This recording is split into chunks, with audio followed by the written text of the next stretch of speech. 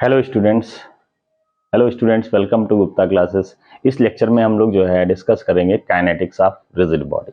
इसके पहले के लेक्चर में हमने जो है काइनेमेटिक्स के बारे में डिस्कशन किया था और उसमें जो है हमने आपको बताया था क्या चीज़ें आपको ध्यान देना है, कैसे जो है इक्वेशंस ऑफ मोशंस को सॉल्व करना है। उसमें केवल मोशन के बारे में स्टडी करते हैं, मोशन का जो है पैरामीटर्स को निकालते हैं, जैसे कि एक्सेलरेशन हो गया, वेलोसिटी हो गया, टाइम हो गया, मैक्सिमम वेलोसिटी हो गया, है ना। उस टाइप से क्वेश्चंस को भी हमने वहाँ पे देखा था। अब जो है इस वीडियो में हम लोग काइनेटिक्स ऑफ रिजिड बॉडी के बारे में डिस्कशन करेंगे। तो काइनेटिक्स में जो है क्या होता है कि काइनेटिक्स में हम जो है पैरामीटर्स के साथ साथ हम उसके इफेक्ट के बारे में भी जो है बात करते हैं। मतलब उसके कॉज क्या है, मोशन किस कारण से हो रहा है, कौन सा फोर्स लग रहा है, टेंशन लग रहा है कि जो है फ्रिक्शन लग रहा है, कौन सा फोर्स लग रहा है, पुशिंग फोर्स लग रहा है, एक्सटर्नल फोर्स कौन सा लग रहा है ना, उस फोर्स की वैल्यू क्या है। तो इस चीज को फाइंड करने के लिए हम काइनेटिक्स पढ़ते हैं, राइट। तो काइनेटिक्स बेसिकली जो है इसमें हम तीन जो है थ्योरम्स के बारे में पढ़ेंगे, जिसमें पहला थ्योरम क्या है, तीन थ्योरम जो है जिसमें पहला क्या है, डी-अलेम्बर्ट्स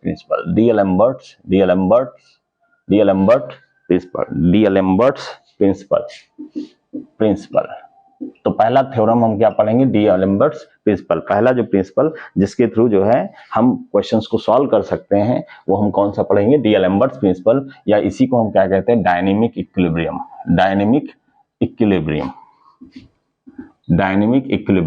ये क्या चीज होता है, हमने मैकेनिक्स में आपको स्टैटिक इक्विलिब्रियम जो है पढ़ाया था। स्टैटिक इक्विलिब्रियम क्या होता है कि अगर जो है बहुत सारे फोर्सेस किसी ऑब्जेक्ट पे लग रहे हैं, उसका जो है नेट जो है मोशन क्या हो, जीरो हो, मतलब वो कहीं मोशन ना हो, तो उसको हम क्या कहेंगे, जो है वो क्या है, किस स्टेट में है, वो स्टैटिक इक्विलिब्रियम कंडीशन में है। इसीलिए मैंने वहां पे कंडीशन आपको बताया था कि नेट हॉरिजॉन्टल फोर्सेस क्या होगा, जो है बैलेंस होगा, वर्टिकल फोर्सेस भी बैलेंस होगा, और मूवमेंट भी एनी पॉइंट के अबाउट लेंगे तो वो भी बैलेंस होगा। तो इसे क्या है, these are the condition for the static equilibrium. अब यहाँ पे देखिए ध्यान से, डायनेमिक इक्विलिब्रियम में क्या करते हैं, डायनेमिक इक्विलिब्रियम में कोई ऐसी चीज नया नहीं है, ठीक है। जैसे हम लिखते हैं resultant force is equal to क्या होता है, summation of all the forces, algebraic summation of all the forces, ठीक है। अगर किसी ऑब्जेक्ट पे बहुत सारे जो है फोर्सेस लग रहे हैं, ठीक है, तो रिजल्टेंट फोर्स का कॉन्सेप्ट क्या होता है कि अगर सारे फोर्स को हटा के एक सिंगल फोर्स लगाएं तो उसको सेम इफेक्ट जो है अगर प्रोवाइड करता है ऑब्जेक्ट में, तो उसको हम क्या कहते हैं, रिजल्टेंट फोर्स। इन सारे फोर्स का क्या कहेंगे, रिजल्टेंट फोर्स। तो ये जब इसके बराबर है तो हम लिख सकते हैं algebraic summation of all the forces is equal to resultant force, ठीक है। अब जो है इसको हम जो है डायनेमिक इक्विलिब्रियम के केस में कैसे जो है हम वो कर सकते हैं। अब यही रिजल्टेंट फोर्स बराबर हम क्या लिख सकते हैं, according to the Newton second law क्या कहता है, हमें फोर्स के जो है क्वांटिटी के बारे में बताता है। हम न्यूटन लॉ को भी डिस्कस कर लेते हैं यहीं पे। न्यूटन फर्स्ट लॉ, तीन लॉ जो है न्यूटन ने बनाया है मोशन के अकॉर्डिंग, मोशन के लिए, ठीक है। तो पहला जो लॉ है वो क्या है कि अगर कोई ऑब्जेक्ट स्टेट, इसका स्टेट ऑफ रेस्ट है और या मोशन है, तो वो उसी में कंटिन्यू रहना चाहती है। अगर उस पे चेंज हमें करना हो, उसके मोशन को चेंज करना हो, रेस्ट से हमें मोशन में लाना हो या मोशन से रेस्ट में लाना हो, तो हमें क्या करना पड़ेगा, एक्सटर्नल फोर्स लगाना पड़ेगा। तो फर्स्ट लॉ बेसिकली कहता क्या है कि जो है फोर्स के बारे में आइडेंटिफाई करता है, फोर्स के बारे में एक्सप्लेन करता है, फोर्स के बारे में बताता है, ठीक है। इसको लॉ ऑफ इनर्शिया भी कहते हैं। फर्स्ट नियम को या फर्स्ट लॉ ऑफ मोशन को हम जो है क्या कहते हैं, Newton first law of motion को हम क्या कहते हैं, लॉ ऑफ इनर्शिया कहते हैं। लॉ ऑफ इनर्शिया का मतलब क्या होता है, अगर कोई ऑब्जेक्ट के अंदर मास है, ठीक है, कोई ऑब्जेक्ट के अंदर मास है, जितना ज्यादा मास होगा इनर्शिया उतना ही ज्यादा होगा। और इनर्शिया का मतलब होता है बेसिकली अगर हम उस पर कोई फोर्स लगाए तो वो जल्दी जो है वो मोशन करे ना, उसका जो है क्या करे, अपोज करे। जैसे मान लीजिए अगर हमें छोटा सा एक कोई आर्टिकल, कोई जो है ऑब्जेक्ट पुश करना होगा, उसको मोशन में कराना होगा, तो उसके अंदर इनर्शिया क्या होगी, कम होगी। क्यों, क्योंकि उसका मास कम है, आसानी से हम उसको ढकेल देंगे या जो है पुश कर देंगे तो आसानी से वो मूव करेगा। वही चीज जो है अगर बहुत बड़ा जो है अलमीरा वगैरह है, ठीक है, बहुत उसका वेट है, बहुत उसका मास है, तो उस केस में हमें उसके खिसकाने में बहुत ही समस्या होगी, बहुत ज्यादा फोर्स हमें लगाना पड़ेगा, ठीक है। तो हम वही कह सकते हैं कि इनर्शिया एक्चुअली क्या होता है कि इनर्शिया किसी भी अपोजिशन, किसी भी जो है उसके अंदर कोई भी चेंजेस होगा तो उसका जो है वो क्या करेगा, अपोज करेगा। अगर हम मोशन जो है देंगे तो वो क्या होगा, अपोज। जैसे इस बोर्ड को हम अगर खिसकाएं, फोर्स लगाएं, तो क्या होगा, इसके अंदर फोर्स आ रहा है, फोर्स जो है लग भी रहा है, बट ये क्या हो रहा है, इसका इनर्शिया इतना स्ट्रांग है, दीवार जो है ये फर्श से इतना ऐसे ही जुड़ा हुआ है कि ये खिसक नहीं रहा है। इसका मतलब क्या है, इनर्शिया जो है, लॉ ऑफ इनर्शिया क्या है, वो फर्स्ट लॉ ऑफ मोशन को ही बताता है कि जो है अगर आपको किसी के भी जो है मोशन में चेंज करना हो या रेस्ट से उसके स्टेट ऑफ रेस्ट या मोशन को चेंज करना हो तो जो है क्या होगा, हमें एक्सटर्नल फोर्स लगाना पड़ेगा। सेकंड लॉ क्या कहता है, ये एक्सटर्नल फोर्स हमें कितना लगाना पड़ेगा, एक्सटर्नल फोर्स हमें कितना लगाना पड़ेगा, उसकी क्वांटिटी कितनी होनी चाहिए, तो उसकी क्वांटिटी होनी चाहिए, उसके लिए जो है क्या कहते हैं, F इक्वल टू कितना लगाना चाहिए, external force equal to ma।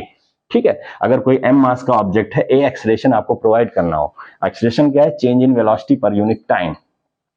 अगर जो है टी टाइम में आपको वेलोसिटी v करवाना हो, u से v वेलोसिटी चेंज, मतलब मान लीजिए कोई चीज चल रही है उसको हम धक्का और दे दे तो उसका वेलोसिटी जो है बढ़ जाएगा, राइट, बढ़ जाएगा, तो उस केस में चेंज इन वेलोसिटी क्या होगा, v माइनस यू, और टाइम से डिवाइड कर देंगे तो क्या होगा, एक्सेलरेशन हो जाएगा। इसी एक्सेलरेशन, अगर इतना एक्सेलरेशन आपको देना हो, मतलब वेलोसिटी इतना आपको करना हो, फाइनल वेलोसिटी इनिशियल से इतना आपको ले जाना हो इतने टाइम में, तो उस केस में आपको जो है एक्सेलरेशन इतना देना पड़ेगा, और इतना देने के लिए आपको फोर्स कितना लगाना पड़ेगा, एक्सेलरेशन इंटू एम के इक्वल, कितना, मास इंटू एक्सेलरेशन के इक्वल आपको फोर्स लगाना पड़ेगा। तो ये बेसिकली ये जो है जो ये इक्वेशन है, ये एक्सप्रेशन है, क्या बताता है कि कितना, how much force is required to move a object, how much force is required to change the object velocity from u to v, right, in 2 second, 4 second या t सेकेंड, राइट। तो हमें जो है फोर्स बेसिकली क्या बताता है, quantity बताता है कि हमें फोर्स कितना लगाना पड़ेगा। जबकि फर्स्ट लॉ क्या कहता है कि अगर आपको कोई स्टेट चेंज करना हो, रेस्ट या मोशन से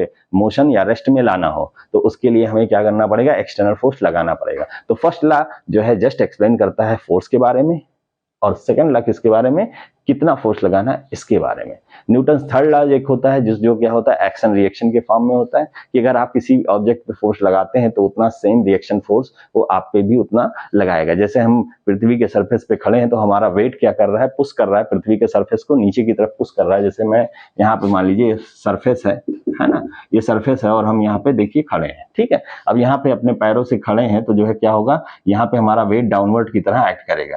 तो यहाँ पे इस पॉइंट को मान लीजिए, ये पॉइंट यहाँ पे, वेट नीचे की तरफ लगेगा और सेम फोर्स जो है, क्योंकि हम ये इसको पुश कर रहे हैं, ये एक्शन फोर्स है, ये क्या है, इस ग्राउंड पे क्या है, एक्शन फोर्स है, उतना ही रिएक्शन ग्राउंड भी हमें ऊपर की तरफ लगाएगा, उसी को कहते हैं रिएक्शन, उसी को क्या कहते हैं, रिएक्शन फोर्स। और हम खड़े हैं क्यों, क्योंकि ये दोनों बराबर हैं। तो मतलब क्या है, हम जितना भी एक्शन लगाते हैं दूसरा जिसके ऊपर लगाते हैं, वही जो है वो हमें जो है वैसे ही वापस हमें करता है रिएक्शन के फॉर्म में। यहाँ सूद समेत वापस करने की बात नहीं हो रही, यहाँ पे केवल और केवल उतना ही मैग्नीट्यूड वापस करता है, उतना ही मैग्नीट्यूड क्या करता है, वापस करता है, राइट। तो ये होगा न्यूटन थर्ड लॉ। तो यहाँ पे हमने जो है फर्स्ट, सेकंड और थर्ड लॉ के बारे में भी डिस्कशन कर लिया, क्योंकि यहाँ जरूरी था करना।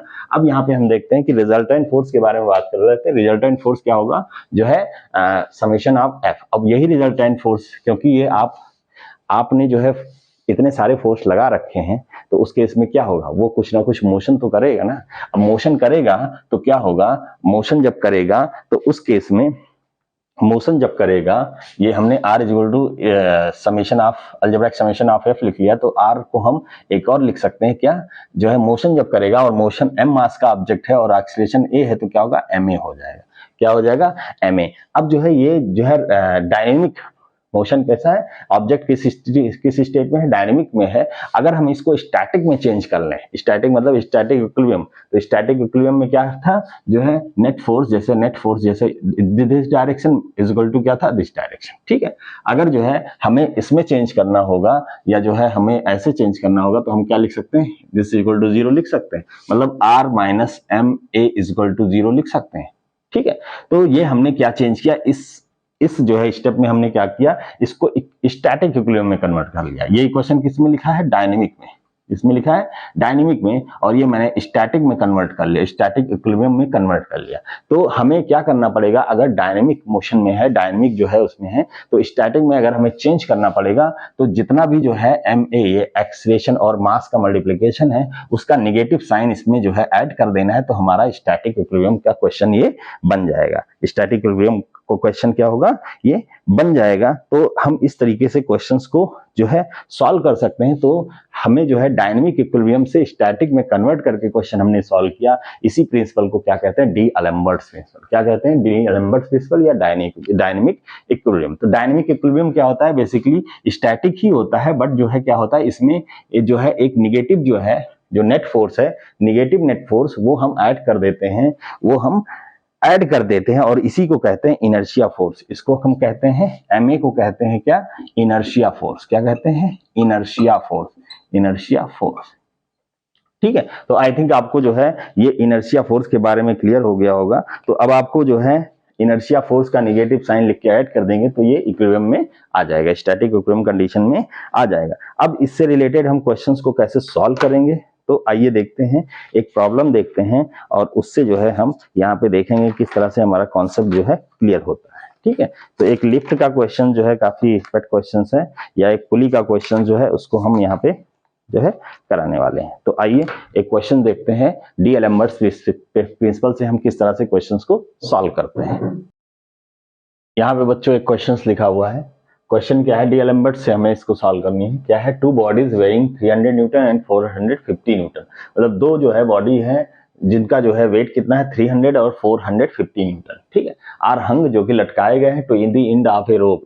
जो है दो रोप हैं उसके एंड से क्या है, लटकाए गए हैं, पासिंग ओवर एन आइडियल पुली। मतलब एक आइडियल पुली है जिससे जो है ये पास किए गए। आइडियल पुली का क्या मतलब होता है, आइडियल पुली का मतलब क्या है कि जो है इसके रोप और जो है पुली के बीच में फ्रिक्शन क्या है, नहीं है, कोई फ्रिक्शन नहीं है, कोई फ्रिक्शन नहीं है। मतलब क्या है, हमने आपको जो है टेंशन इन दी स्ट्रिंग का रेशियो के बारे में एक्सप्रेशन जो है करवाया था, जब हम जो है इंजीनियरिंग मैकेनिक्स के लेक्चर में हम जो है पढ़ा रहे थे आपको, दो जो है टेंशन रेशियो में एक्सप्रेशन जो है किस तरह से हम निकालते हैं, किस तरह से डिराइव करते हैं। तो उसमें आया था, अगर T1/T2 = μ थीटा, राइट। मतलब टाइट साइड का टेंशन T1 है और स्लैक साइड का T2। ये तब होता है जब पुली और रोप के बीच में क्या होता है, कोई फ्रिक्शन दिया हो। मतलब जो है फ्रिक्शन दिया हो, मतलब पुली आइडियल पुली नहीं है, आइडियल पुली नहीं होता है, उस केस में हम ये एक्सप्रेशन लेते हैं। अब यहाँ पे आइडियल पुली है, इट्स मीन म्यू क्या है, 0 है, और जब म्यू बराबर 0 रख देंगे तो क्या होगा, T1/T2 = e⁻0 1 होता है। तो मतलब T1 = T2। मतलब यहाँ पे टेंशन और यहाँ पे टेंशन दोनों बराबर है। इसका क्या मतलब है, दोनों पे टेंशन क्या है, बराबर है। अगर यहाँ पे रफ पुली होता या आइडियल नहीं होता तो उस केस में टेंशन बराबर नहीं होता है। लेकिन यहाँ एक एडवांटेज है, पुली कह दिया आइडियल, इसका मतलब क्या है कि हमें दोनों टेंशन जो है सेम लेने हैं। तो इस रोप पे भी टेंशन और इस रोप पे भी टेंशन सेम होगा, इसीलिए यहाँ पे T और T लिखा है, T1 T2 नहीं लिखा गया है। T1 T2 तब लिखा जाता जब यहाँ पे म्यू दिया होता, और तब हम उसको अलग से सॉल्व करते हैं, राइट। तो फिर यहाँ पे क्या है, with what acceleration the heavier body comes down, what is the tension in. दो चीजें हमें निकालनी है। हमें जो है एक्सेलरेशन ए निकालना है। तो मान लिया ए एक्सेलरेशन से जो है हैवी बॉडी नीचे जा रहा है और हल्का ऑब्जेक्ट ऊपर जा रहा है। टेंशन मान लिया टी है ना, तो ए और टी हमें कैलकुलेट करना है। कैसे कैलकुलेट करेंगे, डी अलेम्बर्ट्स प्रिंसिपल का यूज कैसे यहाँ पे करेंगे ये आपको बताया जा रहा है। अब देखिए ध्यान से, यहाँ पे 450 मतलब 450 जो है वेट है, और यहाँ पे 300, तो जाहिर सी बात है ये जो है भारी वाला नीचे आएगा और ये ऊपर जाएगा। तो मोशन कैसा होगा, मोशन ऐसा होगा, और इसका मोशन कैसा होगा, ऐसे होगा। अब मोशन ऐसे हो रहा है, मैंने आपको बताया था कि जो है हम नेट फोर्स जो है क्या लिख सकते हैं, आर डी अलेम्बर्ट्स के केस में -ma करते हैं =0, राइट। इस तरीके से करते हैं। तो यहाँ पे मोशन तो इधर हो रहा है, एक्सेलरेशन ये मान लो है ना। तो डी अलेम्बर्ट्स में हम इसी जो है इसको m से मल्टीप्लाई कर लेंगे तो क्या होगा, फोर्स क्या हो जाएगा, ma हो जाएगा। और इसी को पलट देंगे, पलट के जो है हम जो है ऐड कर देंगे तो उसको हम क्या कहेंगे, इनर्शिया फोर्स। क्या कह देंगे, इनर्शिया। तो ये देखिए, ये डॉट डॉट जो दिखाया गया है ये क्या है, इनर्शिया फोर्स का डायरेक्शन है, और वो क्या है ma जो है कर देंगे। ठीक है, ये क्या हो जाएगा, ये ma है तो ये क्या होगा, -ma है। अब जो है यहाँ पे ऐसे ही ये ऊपर जाएगा, क्या होगा, -ma से।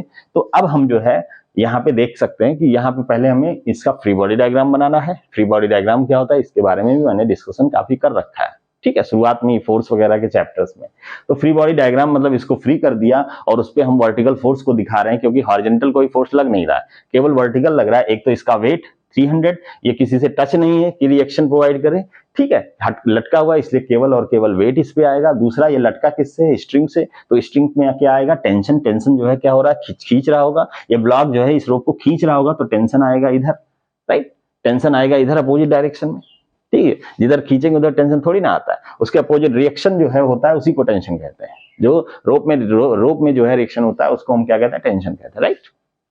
तो टेंशन यहाँ पे आ गया, ये फोर्स वेट हो गया, और ये क्या है, ये इनर्शिया फोर्स है, ये क्या है, इनर्शिया फोर्स। अब हम क्या करेंगे, अब हम जो है क्या लिखेंगे, जैसे आर लिखा है तो आर की जगह क्या लिखेंगे, अब इसका जो है देखेंगे मोशन किधर, ये उधर हो रहा है, तो टी माइनस क्या लिख देंगे, इसका हम बैलेंस करेंगे, तो यहाँ पे हम क्या लिखेंगे, देखिए मोशन इधर हो रहा है, राइट, इधर हो रहा है मोशन, ये ऊपर जा रहा है, और जो डीएलएम्बर्ट्स के अकॉर्डिंग हम इधर लिखेंगे, तो ये ऊपर जब जा रहा है तो हमें फोर्स, नेट फोर्स ऊपर की तरफ होगा, तो क्या होगा, T माइनस 300, ठीक है। अब जो है जो इनर्शिया फोर्स है उसको लिख लेंगे, इनर्शिया फोर्स कितना है, T माइनस 300, और क्या है, T माइनस 300 माइनस, क्योंकि माइनस ये ऐड करना है, राइट, माइनस क्या हो जाएगा, T माइनस 300, क्योंकि T ऊपर है, T माइनस 300, फिर माइनस कर लेंगे क्योंकि ये है ना, माइनस में लिखा है, तो माइनस क्या लिखेंगे, MA। अब M कितना है, M जो है कितना है, तो M हमें पता नहीं है, तो उसके लिए हम क्या निकालेंगे, M कैसे निकालेंगे, क्योंकि वेट दिया है, वेट कितना है, देखिए mg इक्वल टू कितना है, 300, तो M कितना हो जाएगा, 300 अपॉन जी, तो यहाँ पे क्या लिख लेंगे, 300 अपॉन जी की वैल्यू लिख लेंगे, कितना, जी की वैल्यू कितना रख लेंगे, आपको पता है 9.81 होता है, 9.81 इंटू ए, ठीक है, तो वही चीज लिखा है m इंटू ए, ठीक है, तो ये लिख दिया, इक्वल टू हमने 0 कर दिया। तो अब जो है यहाँ पे केवल जो है दो जो है अननोन्स है, टी और ए, ये पहला एक्सप्रेशन हुआ। ऐसे ही दूसरे ऑब्जेक्ट का भी फ्री बॉडी डायग्राम हम बनाएंगे। दूसरे ऑब्जेक्ट का जब फ्री बॉडी डायग्राम हमने बनाया यहाँ पे दूसरे ऑब्जेक्ट का, तो उसके लिए हम क्या लिख लेंगे, ये डायग्राम बना है तो उसके लिए हम क्या लिख लेंगे, अब ये नीचे जा रहा है तो नेट फोर्स क्या होगा, 450 इधर होगा, तो हम इसको क्या लिखेंगे, 450, क्या लिख लेंगे, 450, ये तो जो है वेट हो गया 450, और इसमें और क्या लिख लेंगे, 450 अपॉन 450 माइनस, क्या लिख लेंगे, 450 माइनस, देखिए यहाँ पे 450 ये इधर है, 450 माइनस टी, और जो है 450 माइनस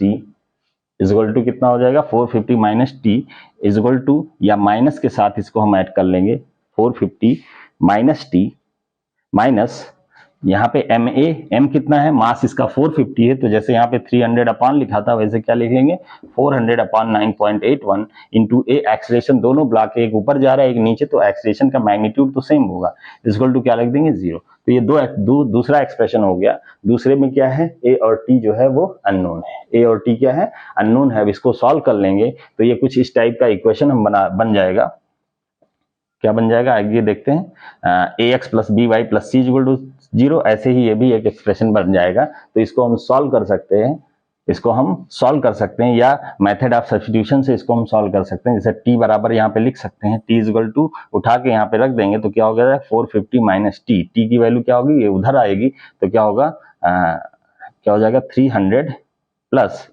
300 अपॉन 9.81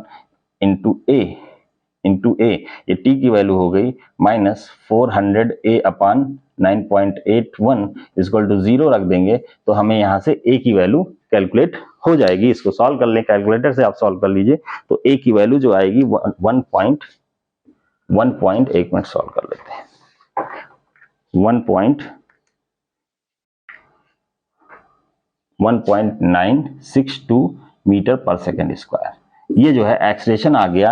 अब जब किसी भी इक्वेशन में एक्सीलरेशन की वैल्यू हम रख देंगे तो टी की वैल्यू जो है हमें क्या मिल जाएगी, जो टेंशन इन द स्ट्रिंग कितना है, 360 न्यूटन, ये हमें मिल जाएगा कितना, 360 न्यूटन। तो ये जो है आपको क्वेश्चन से जो है ये सॉल्व हो गया। और ये किस प्रिंसिपल का यूज करते हुए सॉल्व किया गया, डीएलएम्बर्ट्स। तो डीएलएम्बर्ट्स प्रिंसिपल कुछ नहीं है, बेसिकली आप अगर जो है ऐसे ही वर्टिकल, जो हमने आपको पहले से स्टैटिक इक्विलिब्रियम कंडीशन बता रखा है, उसमें वर्टिकल फोर्सेस को जो है आप बैलेंस कर दो इस तरीके से, तो तो वर्ड एक तो ये है ही है, राइट। तो हमें क्या लिखना पड़े, ये ऊपर जा रहा है तो ma plus 300, ma plus 300 is equal to t कर दो, वही लिखा हुआ है ना।